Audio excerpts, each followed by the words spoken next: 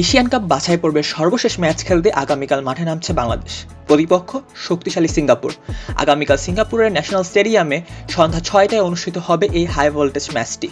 যদিও কোয়ালিফিকেশনের স্বপ্ন এই ম্যাচে শেষ, কিন্তু র্যাঙ্কিং, মনোবল এবং গর্ব এই তিনটি বড় লাভ বাংলাদেশ পাবে। দল যদি ভালো খেলে জিততে পারে, তাহলে এটা একটা মরাল ভিক্টরি হিসেবে অনেক দূর এগিয়ে নেবে। প্রথমে কথা বলা যাক ফিফা র্যাঙ্কিং নিয়ে।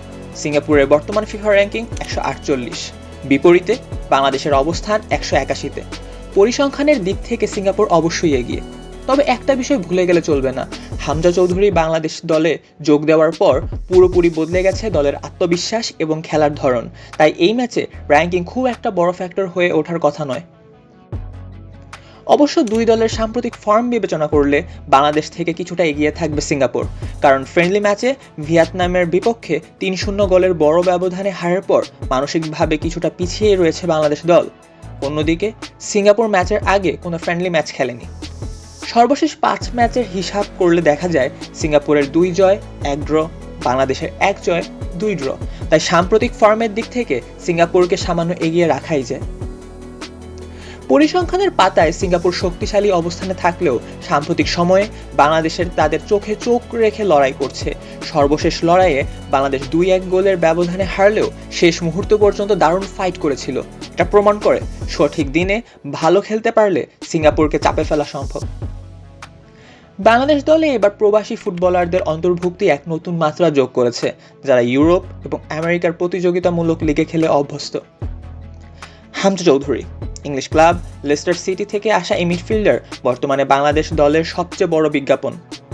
শামিত সোম, কানাডিয়ান প্রিমিয়ার লিগে খেলা এই মিডফিল্ডারও বল কেড়ে নেওয়া এবং আক্রমণ গঠনে গুরুত্বপূর্ণ ভূমিকা রাখতে পারেন। মোরসালিন ও ফাহমিদুল যদি নিজেদের সেরা পারফরম্যান্স দিতে পারেন, তাহলে সিঙ্গাপুরের জন্য ম্যাচটা মোটেও সহজ হবে না। তবে এই ম্যাচে বাংলাদেশ মিস করবে দলের সেরা স্ট্রাইকার রাকিবকে। অন্যদিকে শক্তিশালী স্কোয়াড নিয়ে নিজেদের মাঠে বাংলাদেশকে হারাতে মরিয়া সিঙ্গাপুর। ইহসান Fandi, Ilhan Fandi, কিউগা নাকামুরা, Irfan Fandi, এরা সবাই বাংলাদেশের জন্য বড় চ্যালেঞ্জ হতে পারেন। যদিও ম্যাচটি সিঙ্গাপুরের মাটিতে এবং র্যাঙ্কিংয়েও তারা এগিয়ে, তবুও হামজা চৌধুরী এবং সমিত সোমের মতো হাই প্রোফাইল খেলোয়াড় থাকায় বাংলাদেশ এবার অনেক বেশি ভারসাম্যপূর্ণ দল। মাঠ নিয়ন্ত্রণ করতে পারলে সিঙ্গাপুরকে তারা নিজেদের ঘরের মাঠেই চাপে ফেলতে পারবে।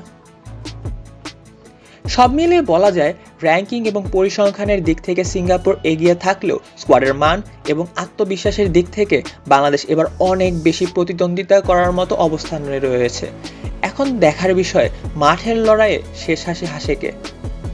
আপনার কাছে কি মনে হয়, এই ম্যাচটি কে জিততে পারে, বাংলাদেশ নাকি সিঙ্গাপুর? কমেন্টে আপনার মতামত জানাতে ভুলবেন না।